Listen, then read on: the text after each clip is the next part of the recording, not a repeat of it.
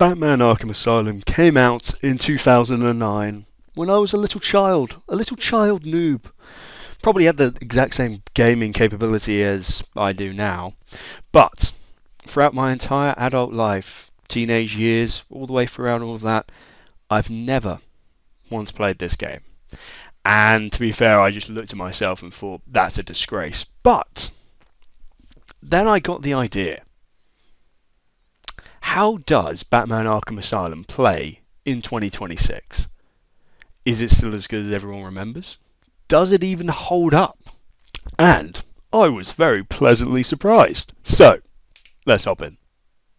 Just as a caveat before we actually get into the main bit of the video, I just want to say this game is the hardest fucking game to play in 2026. I think I had to download 3 pieces of malware onto my fucking PC. It just sometimes just wouldn't work. I originally wanted to record it and time my gameplay so that I could see how I did compared to the average person. That shit just didn't work, right? It took me an hour to get this game playing. Hey, no! I had my timer for this. It's all gone to shit. It's all gone to shit. Why is this genuinely one of the fucking hardest things to do? 5 years later. I can't get it on there. 2 seconds later. Well, anyway, fuck that idea. Anyways, for those that haven't played the game, and if you haven't, there is a video on my channel covering the game in its entirety, so maybe check that bad boy out.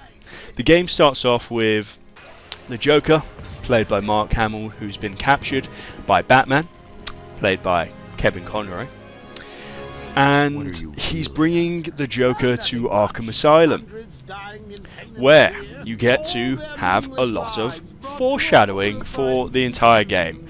But before we get into all the characters, I just want to say, even within this opening scene, you can actually tell the relationship that they've got, how long Batman's been around for, the fact that Joker's just, yapping away and is constantly talking, as opposed to Batman, who will say I think he says 5 lines throughout the entire opening sequence, and the Joker's just killing it throughout this entire opening bit. You get to really see their personalities collide there.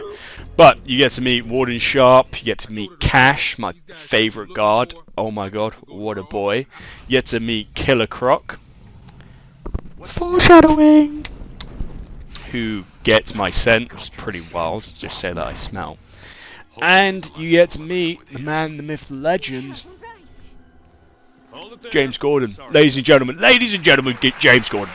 James Gordon, Commissioner Gordon. Oh my god, is he fucking stonked in this game.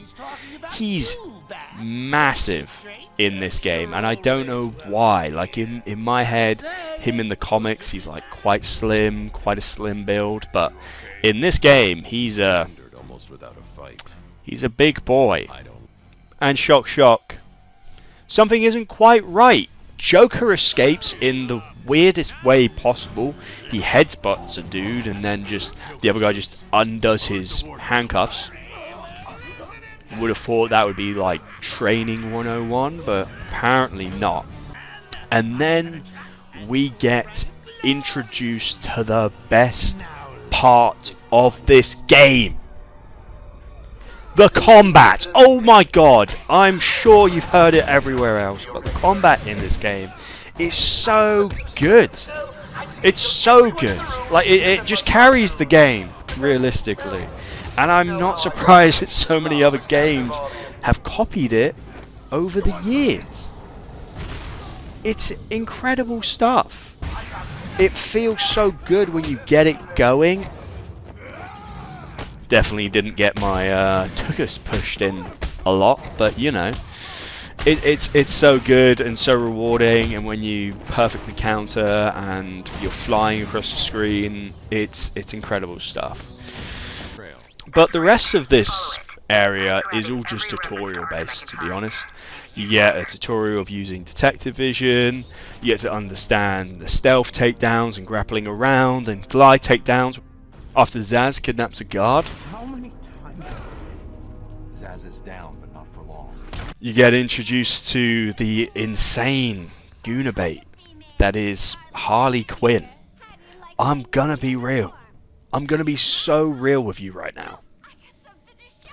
Whoever designed the female characters in this game gave birth to the Marvel Rivals devs.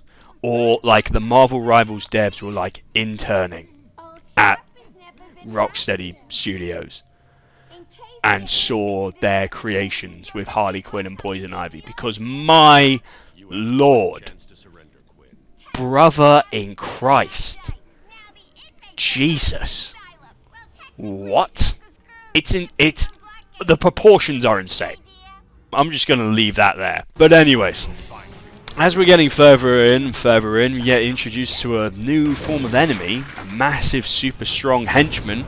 Basically, from this point onwards, you're just trying to figure out what they are made of, like how they are the way that they are.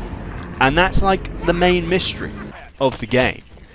1, what the hell is causing this? 2, what is Joker's plan with all of this? And 3, how do you stop it?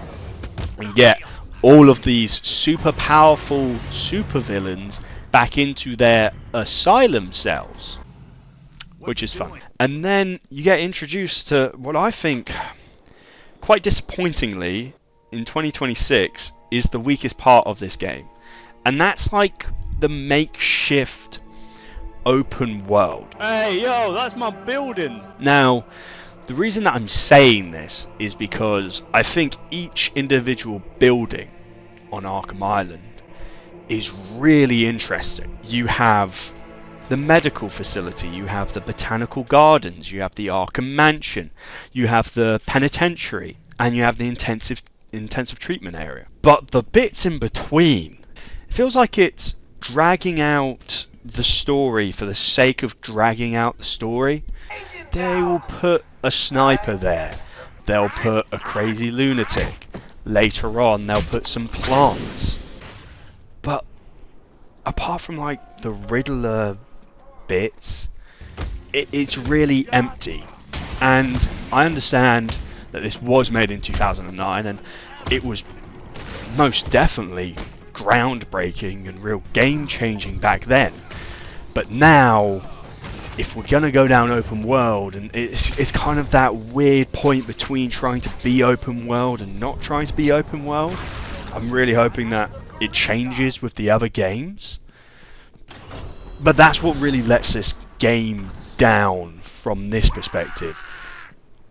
I'm just running from building to building for what is kind of like a boring amount of time.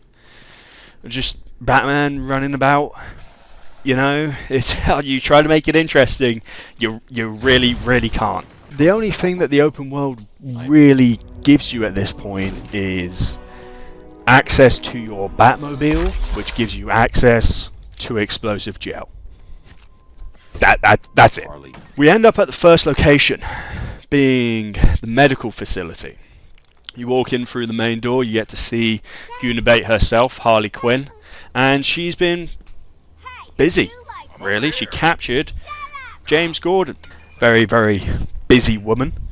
And she's just mocking you from behind a force field, which it's actually insane with the amount of technology that this asylum, right, is meant to rehabilitate people. The amount of technology this place has is absolutely mental, especially when you take into account the fact that they always escape. I, as Batman, cannot get past these gates.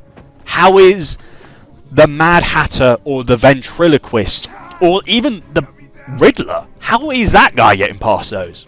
But anyways, you find your way into the building, you find your way round, and then you take out some guard.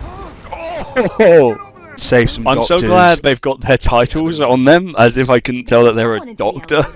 And then find out Penelope Young's been kidnapped. So you go away, use some explosive gel, act like an absolute badass, save her life. Lebosh. She could not seem less interested, genuinely. Look happier to see me. Rage baiting me right now. And this is probably a pretty good time to also say another little, very nitpicky thing that I have with this game. At the time, I'm sure these characters looked really lifelike and really solid. Now, they look so plasticky, man. I don't know how else to say it. They just look so plastic and fake, and that's coming from a very privileged place that I am now.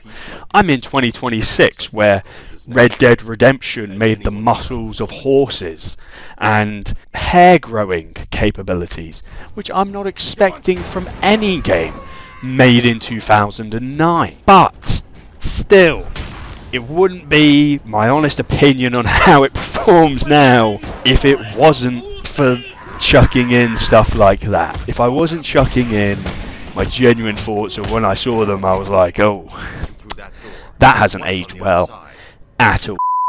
But anyways, as you're running around, you hear about Penelope Young's Project Titan, which is supposed to help the individuals regain their sanity, which, as you go through the rest of the game, seems absolutely insane that they're trying to put a spin on it like that. But that's apparently the original pitch, right? But I will tell you this now. In the medical treatment facility area, we get the first instance of my favourite boss battles throughout all of this game.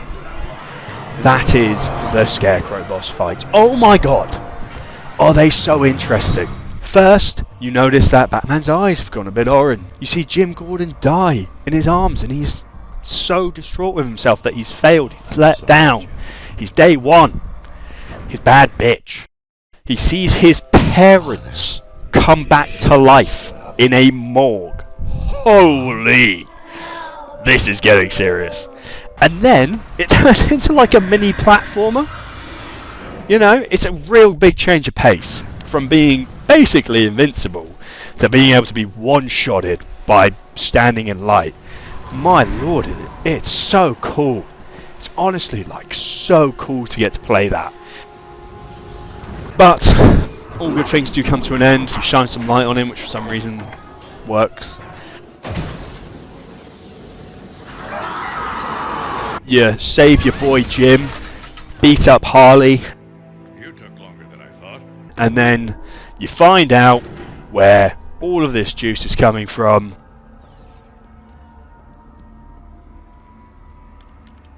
It wants Dr. Young's login. Never mind that. Get behind me, now. Bane. They are taking Bane's venom out of him, and my god, he doesn't look good without it, might I add. Who did this to you?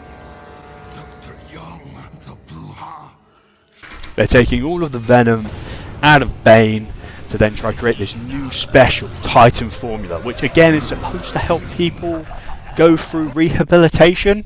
Not sure how that's working out, but hey ho. But the Bane boss fight compared to the Scarecrow boss fight, really weak.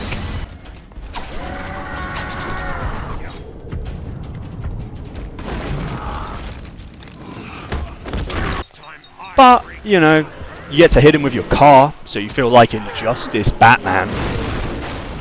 That's pretty cool. And then you head back to the Batcave on Arkham Island because you build your own little one somehow off of Suicide Peak.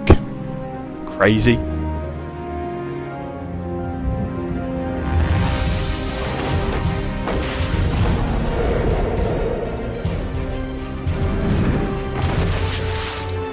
And you find out Titan is made with Venom.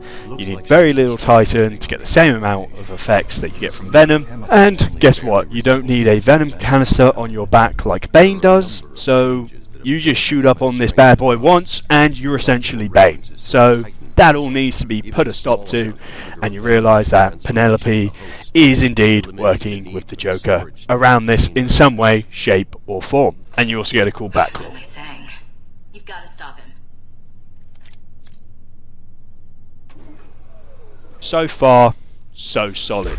So anyways, now that we're all kitted up and ready to go, we're now finding some stuff out about little Miss Dr. Penelope Young. She had an agreement with the Joker, and she's been getting the funding from him to create a super soldier group of people that he can control. Well, hey, but apparently, you know, she does have a slight conscience, I guess, because she's been trying to back out, but little does she know that, you know, Joker doesn't really do backing out. He's really a moral nothing sort of guy, which I guess is why he's got that toxic relationship with Harley Quinn. But anyways, we follow them into the mansion, the Arkham Mansion, and to be honest, this is probably as good a spot as any to discuss the fact that I really love the Metroidvania type gameplay here. So at this point, guards on the outside have snipers. That's all fun and games. Definitely didn't die. But the goons on the inside, they have these things called suicide collars, which go off when their heartbeat gets to a certain low area. That's really convenient for them because Batman really loves choking people out and knocking them out. So as soon as I knock somebody out in a stealth format, everyone's going to come in that direction. It keeps the gameplay interesting, makes sure I don't become too big for my boots, and actually, you know, makes it seem like Joker does have somewhat of a plan, and that it seems like they're learning from your play style. You know, you go through the mansion, you find my guy Cash, you know, he lets you know where Dr. Young's kept. So we head to our office, you know, we want to go see what's going on. And when we get there, we find out that she's already come and retrieved her notes, and to follow her, we set detective vision to follow the most recent prints, which surely in my head should just mean like all of the goons prints as well. I do have to, you know, give some level of suspended disbelief. It's a fucking Batman game. I'm not playing this for realism, am I? I'm playing this to look cool whilst I, like, double knee somebody into oblivion and say that it's still a non-kill. The parts of this game that I'm absolutely loving so far is the story always feels like it's moving forward. It doesn't feel like there's a dull beat. The performances are absolutely spectacular, and I've been loving it all the way through. Nothing ever feels pointless. If you run into a character, you're gonna run into them again. This game fucking loves foreshadowing. The villains so well done. You know, we're gonna get onto it soon, but Scarecrow's such an amazing character. Joker's so cocky in everything that he's doing over the microphones. Apart from Bane, I feel like everyone's sort of got their well-deserved. Is it well-deserved? Well-deserved? I mean, Bane, I just feel like Bane was a waste. Every other character, Harley Quinn, Poison Ivy, who we'll get onto in a bit, Joker, setting up the lore of the world, it's all just done really, really well. As we're trying to follow Penelope Young, there are two hostages at the bottom of a tower underneath unexplodable glass, which of course means I drop a fucking massive bell and it misses them by like a hair, but everyone's all okay because I'm Batman. They let us know that, you know, Dr. Young's been taken to the warden's office, so we start heading over there. And, you know, as I'm heading over to the warden's office, I walk through this innocent-looking gas, and fuck, here we go again. I'm back in another Scarecrow cutscene, where we get to see Batman's parents die. Real crazy turn of events there. Batman's never known for his parents being dead, but I can't complain, because these are, like, my favourite parts of the game. It really changes you from being this like apex predator, being able to take out hundreds of people, to literally getting one shot if you stand in the light. So it really changes how you view the game. You're stuck on rails, but in a fun way. It doesn't overstay its welcome, it stays for just long enough. I turn on the switch, shine that light down on Scarecrow, and somehow Batman went on a little sleepy walk, and he's ended up at the top of a clock tower. And if there's one thing that you should have noticed by this point, it's that Batman fucking hates massive bells. When I catch up with Dr. Young in the warden's office, she's being held hostage by Zaz. And actually, I do have to slightly make a caveat to what I said earlier. You know how I said earlier, like, every villain is unique in their own way and they get their really, you know, that well-deserved area, apart from Bane. Yeah, Zaz is just kind of like your training dummy, you know? He's never really a threat. He's just always a punching bag. We saved Dr. Young, and it's all easy going. We've got the person that understands Titan the most. We've got, you know, access to the entirety of Arkham. We just need to ask her a couple questions and figure out what we can do, and we can just make an anti-Titan, and it's all smooth sailing from it. And she's dead. She's dead. Ugh.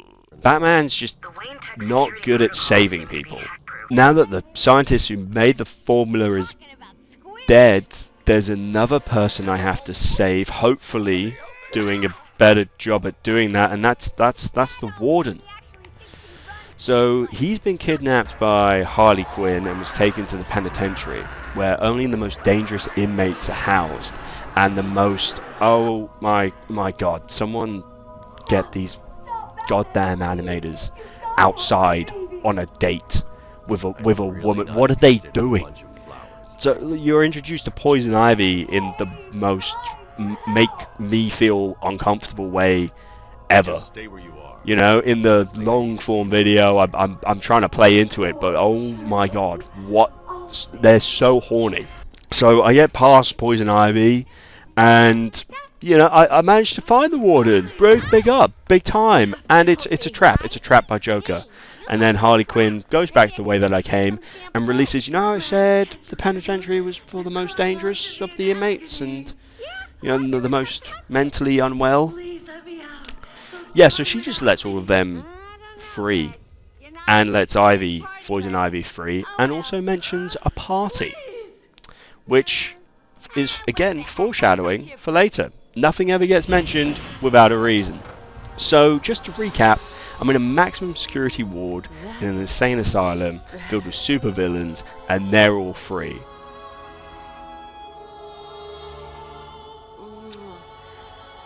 She's a good kid. I could watch those two all day. What a riot! And speaking of riots, here's a bit of civil unrest I cooked up just for you.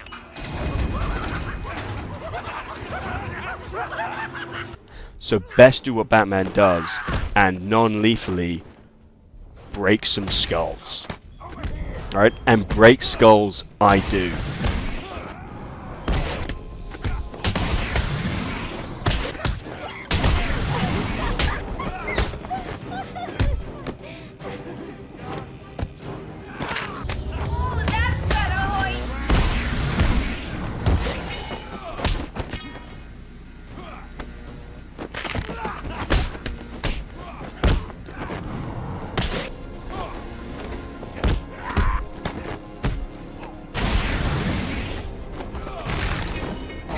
With it ending with me finally imprisoning Harley Quinn.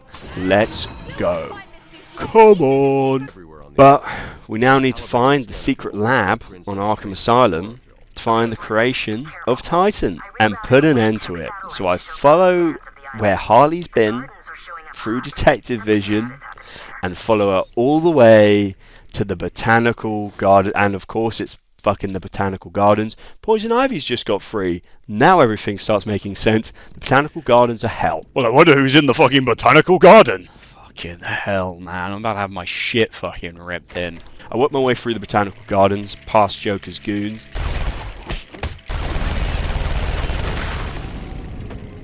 I've incapacitated the main threat, but the hostages are still in there. Save some hostages. Until I find the secret lab, where Joker has finally perfected the Titan formula, and now I have two juiced up super violent inmates coming after me. But little do they know, I am literally Batman, so I kick their ass.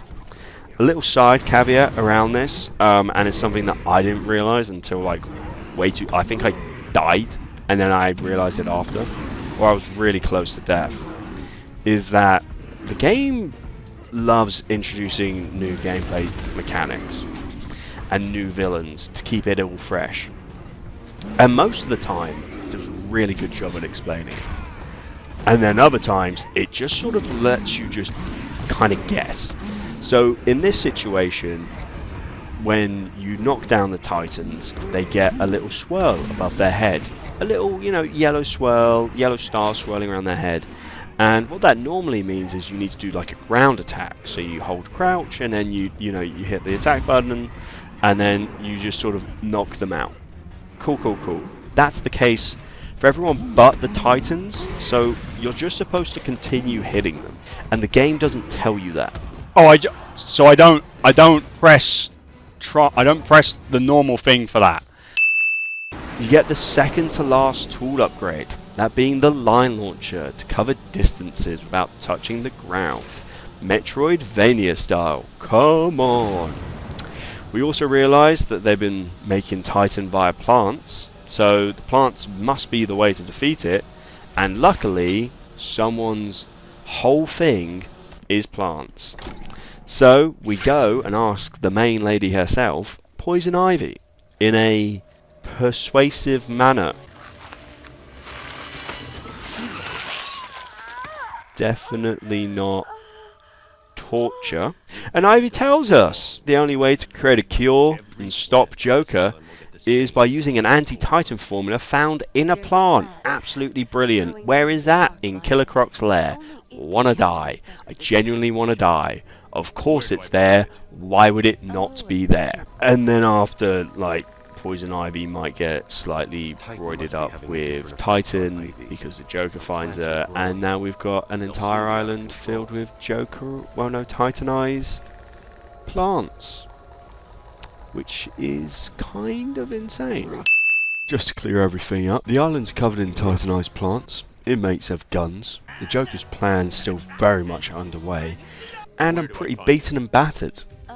And the only place to stop the Titan formula is found in Killer Croc's lair underground. Cool, all on the same page. Good. As I'm working my way through the intensive treatment center to Killer Croc's lair, there's another change in the gameplay. If I spend any time on a gargoyle, I get blown up, which is the easiest way to stealth around the gaff and the most satisfying way to just hang people by their ankles. This is again a new element brought in only for this one bit, just to spice it up a little bit and force you to use the grates or corner cover and really be as creative as possible without just relying on the gargoyles, which I'm going to be honest have been a massive crutch up until now.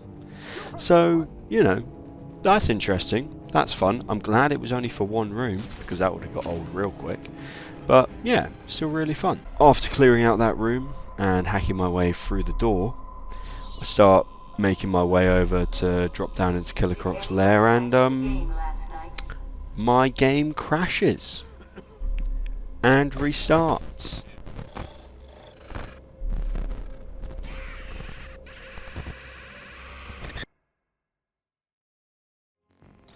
And would you take a look at this? It's the wrong game uploading.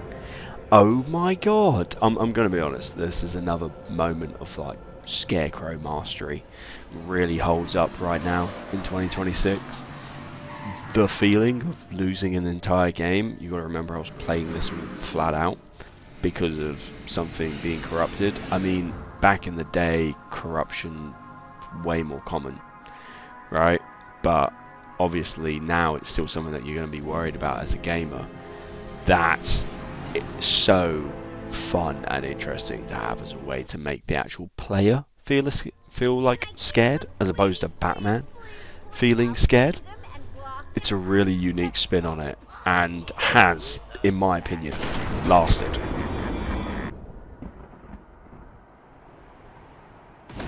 From this we go into the final Scarecrow battle. It's not anything new. Basically follow the same rules as the previous ones. Hit him with some light.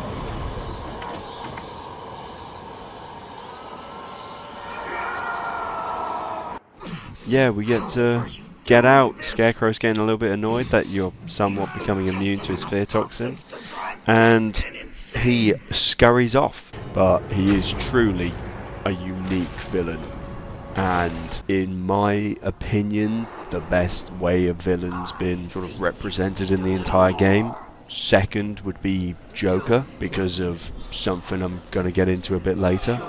But Scarecrow by far, absolutely top villain, brilliant stuff.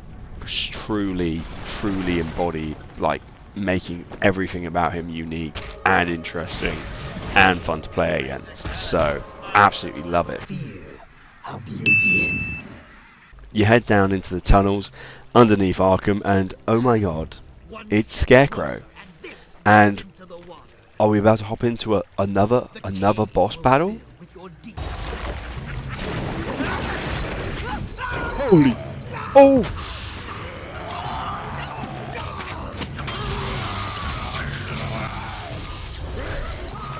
Oh fuck! He took him! Another villain lost to the fact that Batman's really shit at saving people. And now, ladies and gentlemen, we reach the bit where I soiled my pants. The Croc boss battle is so fucking tense. You whack a little meter measuring unit in the top left, forcing me to walk around extremely slowly on floating cardboard next to Jack as he sacrifices himself with Rose. You're gonna have me old ticker beating a bit faster than it probably should, especially when you have a 10-foot tall massive crocodile jump out of the water and try to attack you. Yeah, that'll do it. That, combined with the fact that when you do reach this magic anti-Titan formula thing... Get the fuck back in! Get in the water! Piece of shit. You get a bee's dick of it whenever you pick it up. So you've got to pick up so much of it. It's insane.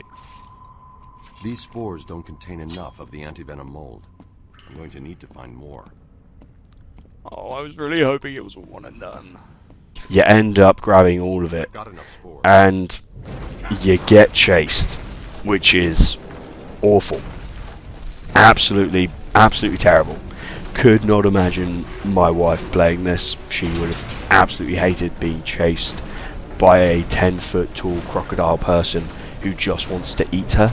Yeah, there's no way in hell that she would ever look at this, and I don't really blame her. So he's chasing you outside of his lair, and something that I prepped ahead of time came in proper handy.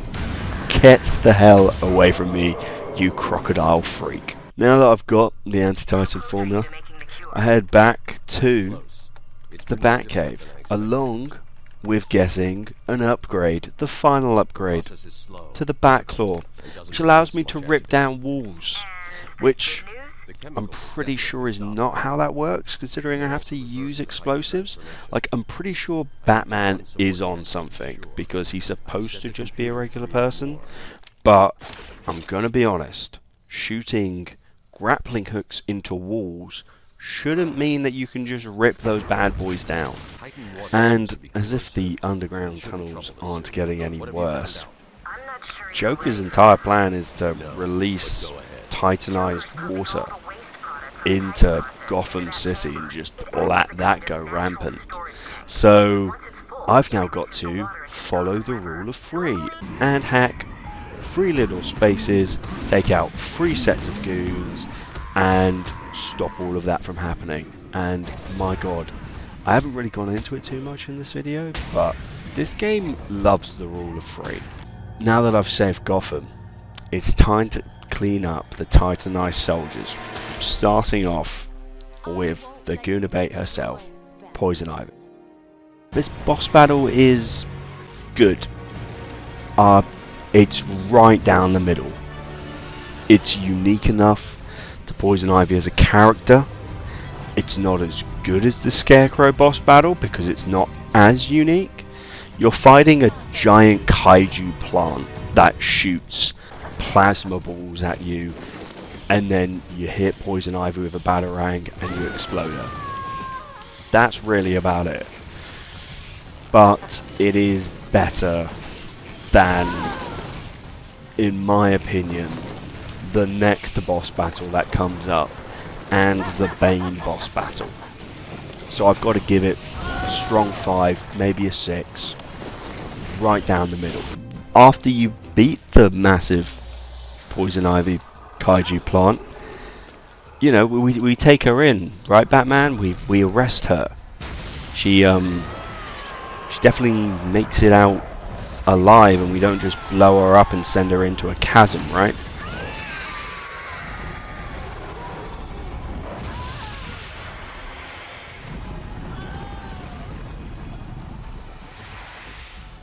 But anyway, there's no time to really focus on that, because now we're being invited to Joker's party, which is a great way to distract yourself from the fact that you've broken your non-kill rule. But this party, he's been hyping about it all game, and it would be rude if we were to not attend. So we show up, say hi to all the homies as they clap us down the aisle, and then get blown up, because every good party starts with a bang, apparently. Joker starts rambling, starts talking. Great performance by Mark Hamill. Truly solid stuff. Starts running over his full plan, and he's got some Titanized people on some chains. Drops us off. We fight some goons, have a little bit of back and forth, and then I find out my one true man crush, Jim Gordon, has been kidnapped, which is devastating for me, because the Joker wants to shoot him full of Titan, and I'm not about to let that slide. So I jump in the way. Get away! Here we go. We're gonna have And it also turns out that because I'm Batman, I can just not turn into a Titan. The Joker isn't too pleased with the fact that Batman can just say nope to his big master plan and the thing that he's probably spent at least a few £1,000,000 or dollars on crafting and creating with the smartest minds in Arkham. So he shoots himself in the head with Titan, and becomes this weird absolute universe Joker before absolute universe existed sort of thing. And this boss battle genuinely puts the Joker below Scarecrow. The entire game, the Joker's been what the Joker's always meant to be, the clown prince of crime, the guy that's there and is intimidating due to his insanity, but he's not meant to be a massive physical force like Bane is, for example, or Killer Croc. He's meant to be more tactical, outwit people, find ways of giving himself the upper hand, and always have something up his back pocket. And now they've just turned him into a juiced up Joker with spikes coming out of his back. And that would be fine if the boss battle wasn't a Titan boss battle. It's not even a Titan boss battle. You're fighting goons whilst he stood on a ledge, then you use the back claw to pull him down. He then gets stuck, you hit him a couple times, and you just rinse and repeat that. when I get out of this.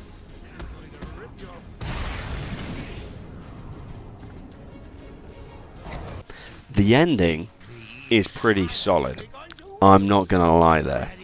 You put some bat gel on your fist and you explode his face.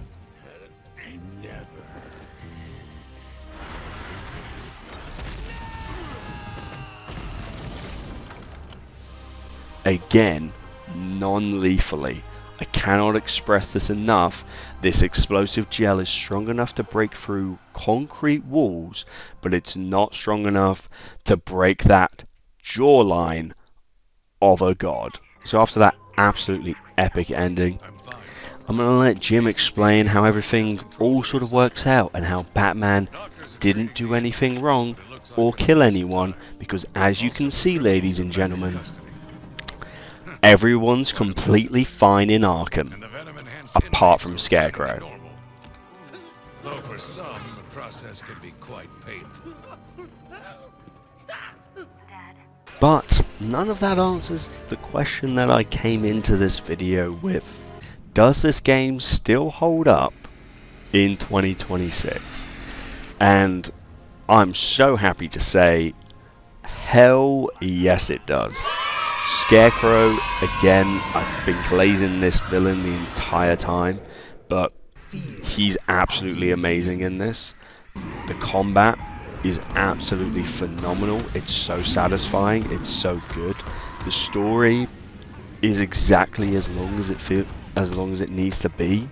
There was maybe 2 bits where I was wondering why I was doing something, but the entire 8-ish hours that I was playing, everything felt rewarding.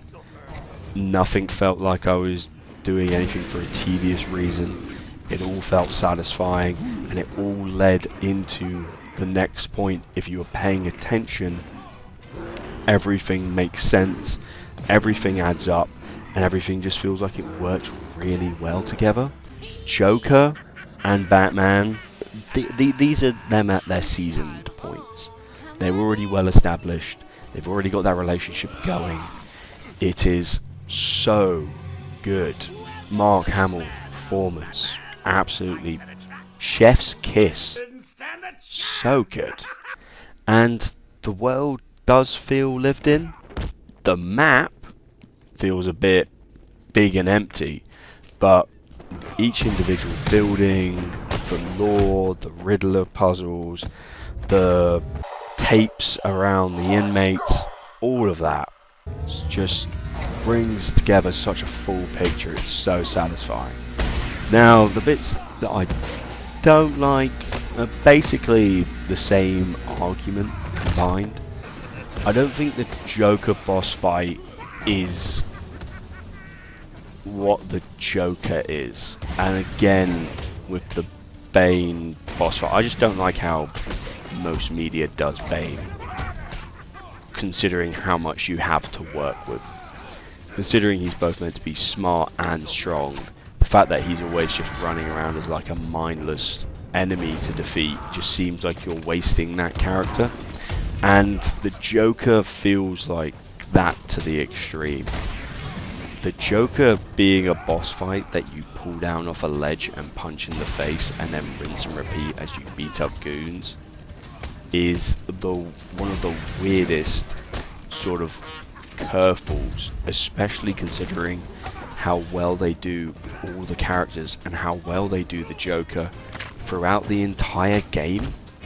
The fact that the Joker is such a strong presence throughout the entire game, the fact that his costume's on point, the way that his dialogue's delivered on point, everything about the mythos of the Batman Arkham series, like, I feel like the developers understand Batman and his rogues gallery to a very strong degree, and then just Joker go punch punch goodbye. I'm not entirely sure what happened there, and that's really my biggest criticism. Everything else about this game is so solid, works so well. I have to be proper nitpicky to find anything that's bad about it, but it's a really strong 7 out of 10 game. Would recommend to a friend. Double thumbs up. If I had friends that hadn't played this game, I would still say in 2026 it is worth the run, as long as you have the capability to load up the game because that's borderline impossible. It's so well worth it. But anyways, thank you very much for watching. I hope you found this entertaining. Press a like, press a subscribe. This took a while to edit, so really appreciate for you watching all of this, and I will see you all in the next one.